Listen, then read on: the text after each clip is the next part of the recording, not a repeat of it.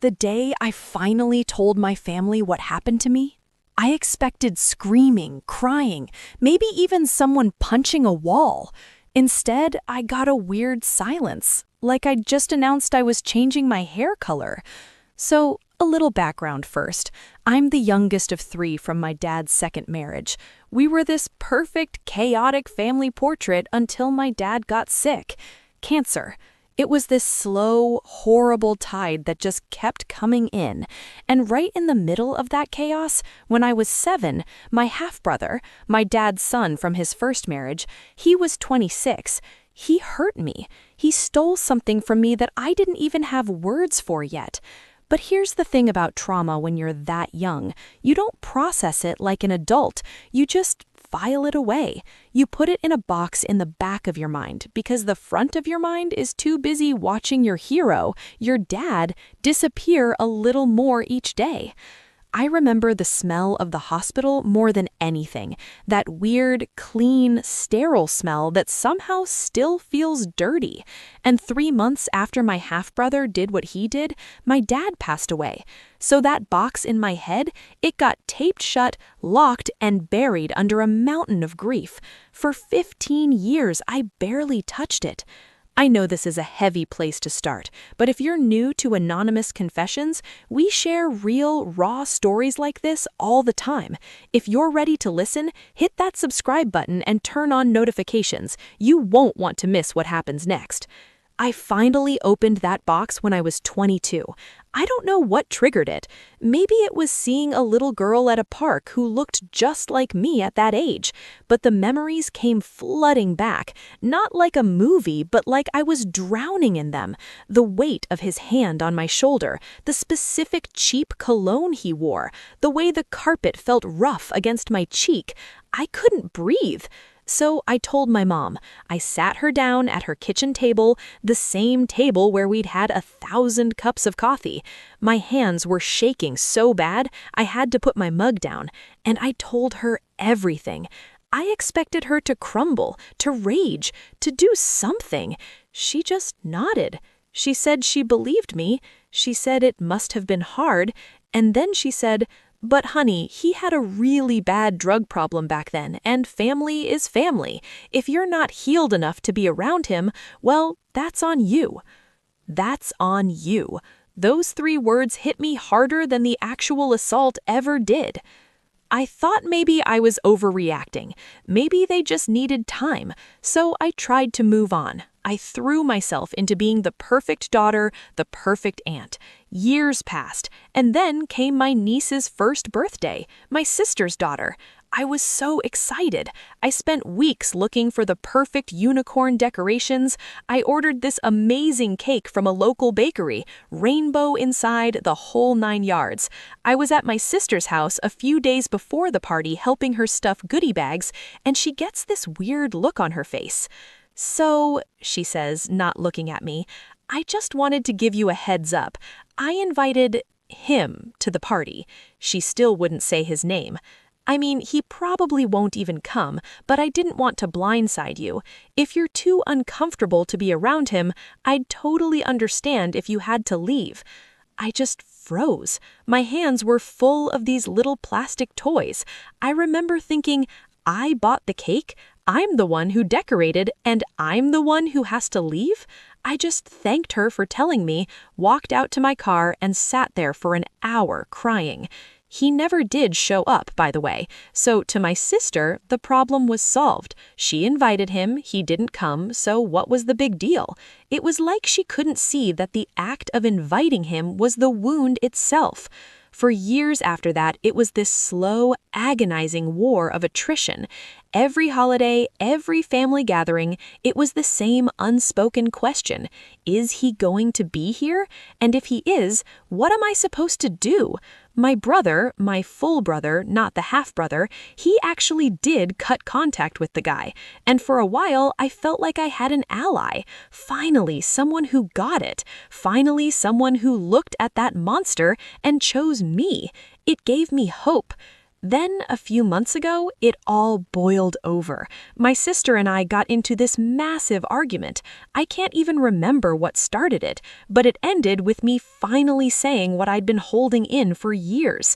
I said, "You keep picking a pedophile over your own sister, and you won't even tell me why. Why is he more important than what he did to me?" She just got defensive, said I was being dramatic, said I was trying to control who she could and couldn't have in her life. So I did it. I put my foot down. I looked her in the eye and said, "Then I don't want you in my life either.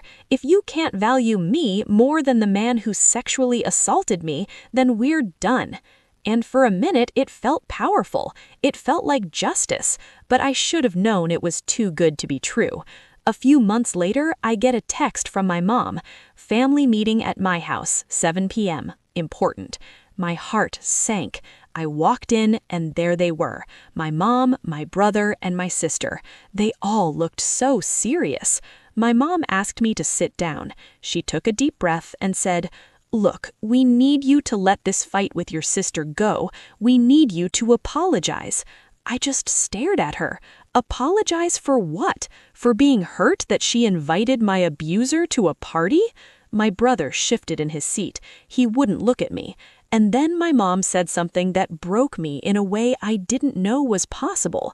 She said, "You need to understand, it's really hard to cut off family. It's painful. The only reason your brother cut contact with him was because of how much it hurt me to know what happened to you." Wait, go back, read that again. The only reason he cut him off wasn't because of my pain. It was because of our mom's pain about my pain. It felt like the air was sucked out of the room. I looked at my brother and he just nodded. He confirmed it. He didn't do it for me. He did it because seeing our mom cry was too hard for him. My trauma was just the backdrop for their feelings. It was the thing that made them sad. My pain wasn't the point. Their comfort was the point. My mom kept going. She said I was being selfish, that it was silly of me to expect my sister to have to choose between me and him. She said I wasn't thinking about the awkward position I'd put the whole family in by telling them about the SA in the first place. By telling them about the crime committed against me as a child, I was the one who made things awkward? This is the kind of story that just makes your blood run cold, right? If you're feeling for this woman, if you've ever been made to feel like the villain for telling the truth, smash that like button right now. And if you have your own story of family betrayal, I want you to share it in the comments. You are not alone. I just sat there. I didn't cry. I didn't scream. I just felt this cold numbness wash over me. I looked at my sister, and she had this little smirk on her face, like she'd finally won.